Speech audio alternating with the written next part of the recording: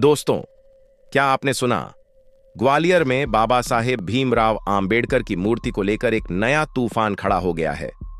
कुछ लोग जो खुद को मनुवादी कहलवाते हैं, वे दावा कर रहे हैं कि भारत का संविधान, वो दस्तावेज जो इस देश की आत्मा है, जो हर भारतीय को समानता, स्वतंत्रता और न्याय का हक देता है, उसे बाबा साहेब आम्बेडकर जी ने नहीं लिखा। जी हां, आपने सही सुना। वो कहते हैं कि बाबा साहेब सिर्फ एक कठपुतली थे और संविधान किसी और की देन है। लेकिन सवाल यह है, क्या यह सच है या फिर यह एक सुनियोजित साजिश है जिसका मकसद है बाबा साहेब की उस विरासत को मिटाना जिसने करोड़ों भारतीयों को नई जिंदगी दी। आज इस वीडियो में हम हर झूठ का पर्दाफाश करेंगे, हर सच को सामने लाएंगे और बाबा साहेब के उस बलिदान को सलाम करेंगे जिसने भारत को एक नई पहचान दी। तो अंत तक हमारे साथ बने रहिए, क्योंकि ये कहानी सिर्फ इतिहास की नहीं बल्कि हमारे और आपके भविष्य की है।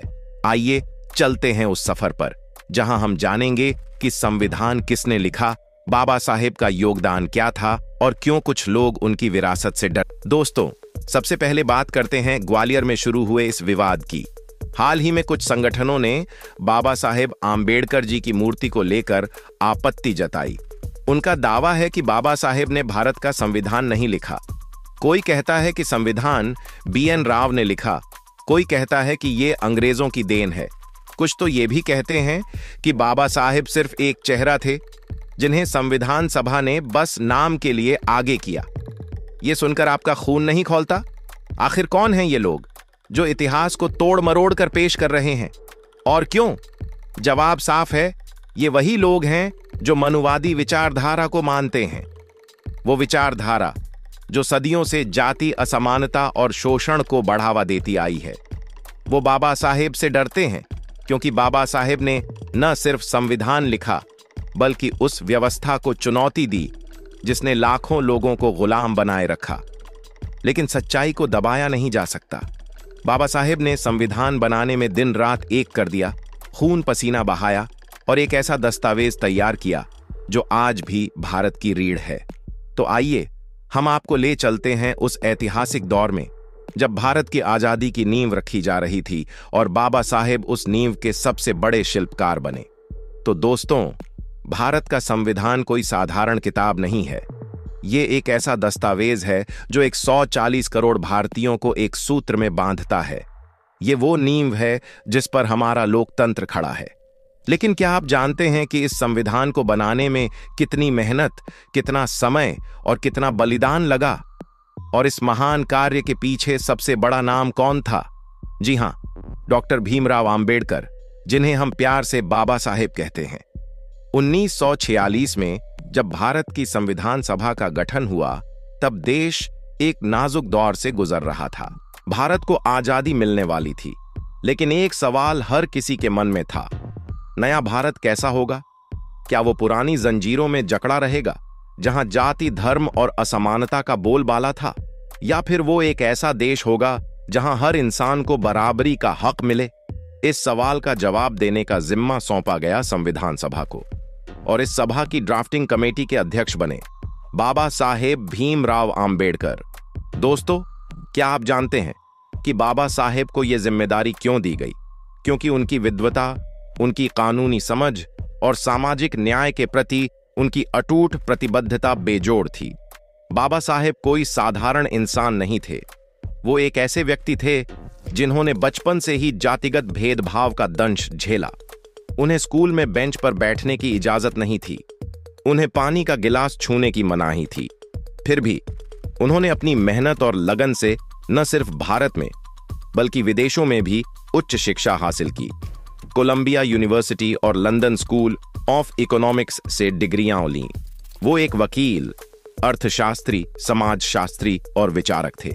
और सबसे बड़ी बात, वो सामाजिक न्याय के लिए लड़ने वाले योद्धा थे। दोस्तों, जब बाबा साहेब को ड्राफ्टिंग कमेटी का अध्यक्ष बनाया गया तो उन्होंने इसे सिर्फ एक काम नहीं माना।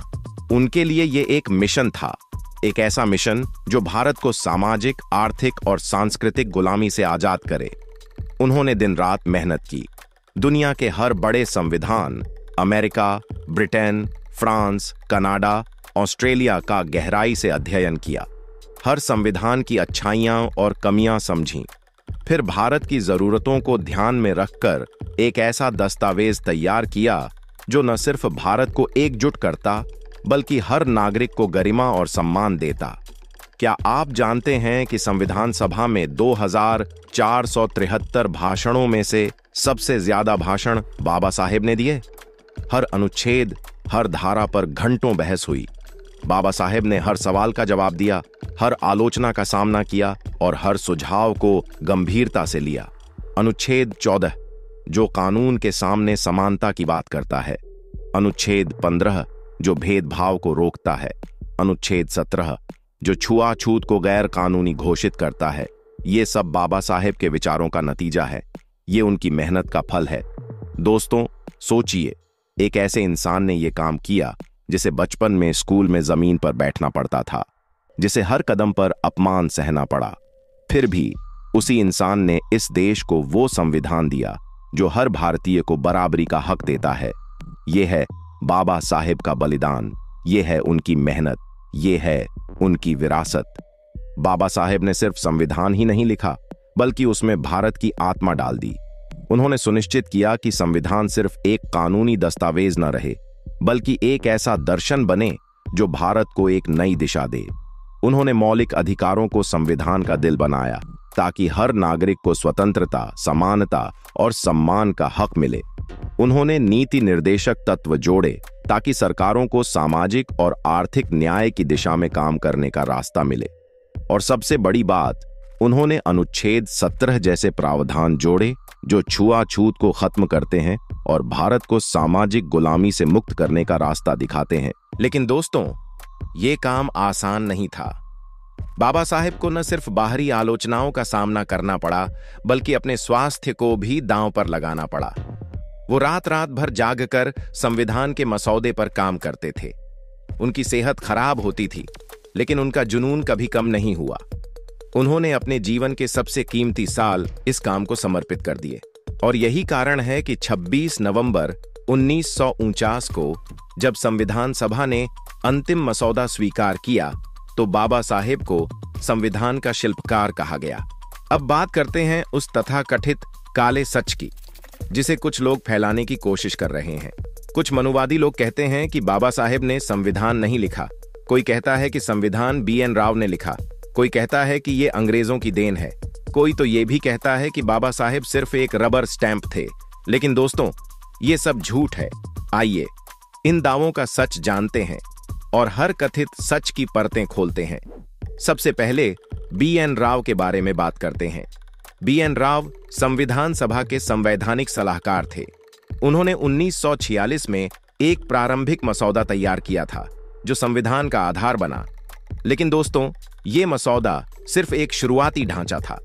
असली काम तो ड्राफ्टिंग कमेटी ने किया जिसके अध्यक्ष थे बाबा साहेब।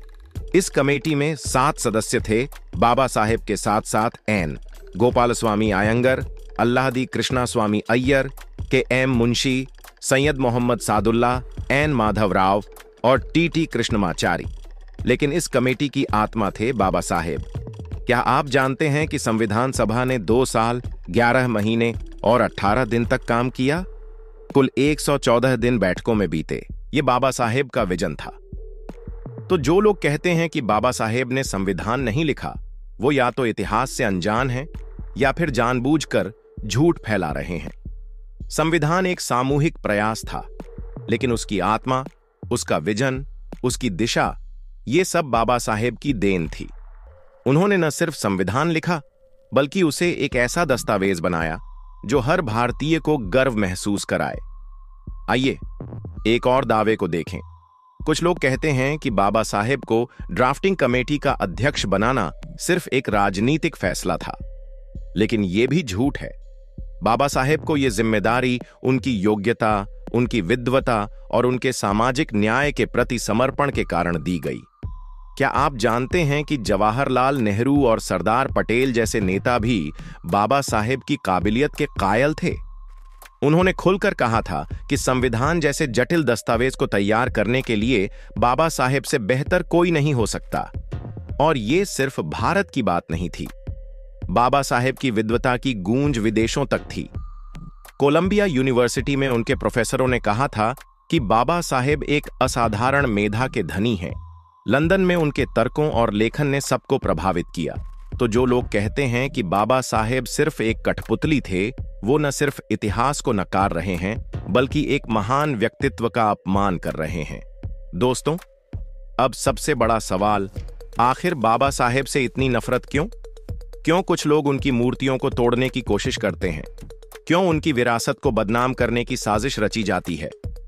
जवाब साफ है। बाबा साहेब ने उस व्यवस्था को चुनौती दी जिसने सदियों तक लाखों लोगों को गुलाम बनाए रखा।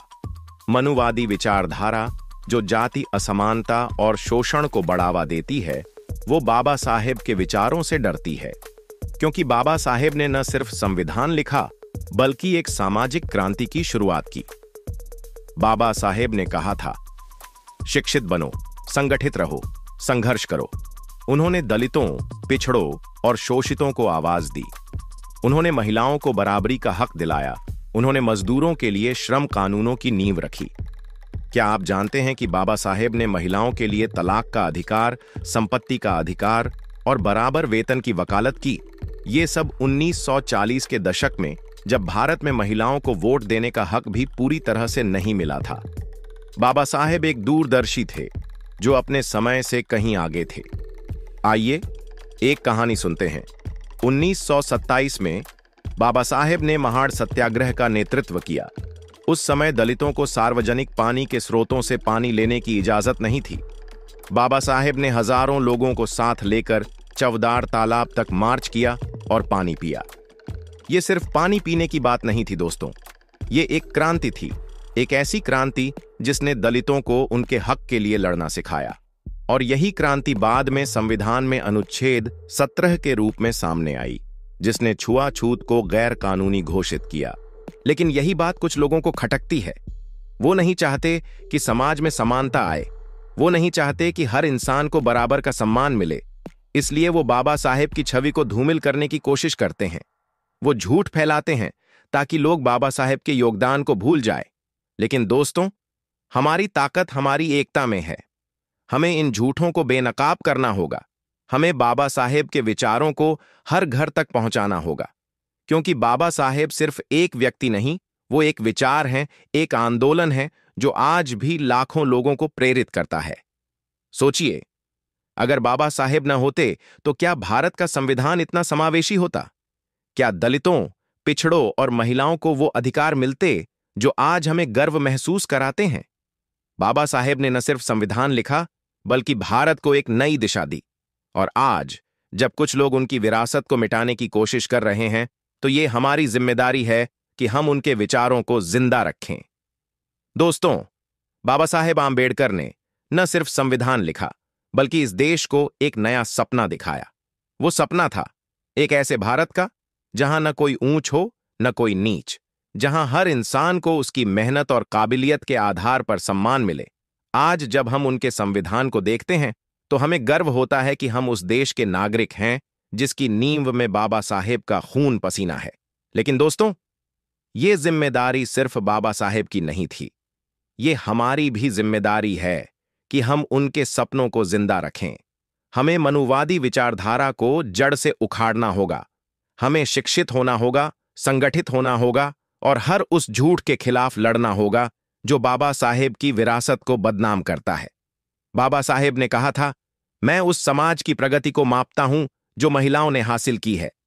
तो आइए हम उस समाज को बनाएं जहां हर इंसान, चाहे वो किसी भी जाति, धर्म या लिंग का हो, बराबर का सम्मान पाए। आइए एक और कहानी सुनते हैं। जब बाबा साहेब संविधान सभा में भाषण दे रहे थे तो उन्होंने कहा था, संविधान सिर्फ एक वकील का दस्तावेज नहीं है, ये जीवन का वाहन है और इसकी आत्मा हमेशा समय के साथ चलती है। ये शब्द आज भी उतने ही प्रासंगिक हैं।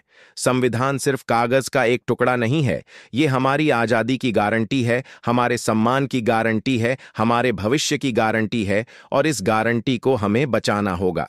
तो आइए आज हम सब संकल्प लें। हम बाबा साहेब के विचारों को फैलाएंगे, हम संविधान की रक्षा करेंगे और हम उस भारत को बनाएंगे जिसका सपना बाबा साहेब ने देखा था, एक समान, एकजुट और समृद्ध भारत जय भीम, जय हिंद। दोस्तों, ये थी बाबा साहेब आम्बेडकर की सच्चाई, उनके बलिदान और उनके अटूट योगदान की कहानी। अगर आपको ये कहानी पसंद आई तो इसे अपने दोस्तों और परिवार के साथ शेयर करें, क्योंकि सच्चाई को फैलाने की जिम्मेदारी हम सबकी है। हमें बताइए कि आप बाबा साहेब के बारे में क्या सोचते हैं, और अगर कोई सवाल हो तो पूछें, हम अगली बार उसका जवाब देंगे। तब तक जय भीम, जय संविधान और जय भारत। तो दोस्तों, आपके इस विषय पर क्या विचार है, हमें कमेंट करके बताइए। और अगर वीडियो पसंद आया हो तो वीडियो को लाइक करके चैनल को सब्सक्राइब जरूर करें और बेल आइकॉन प्रेस करें। मिलते हैं किसी और वीडियो में। जय भीम, जय भारत। धन्यवाद।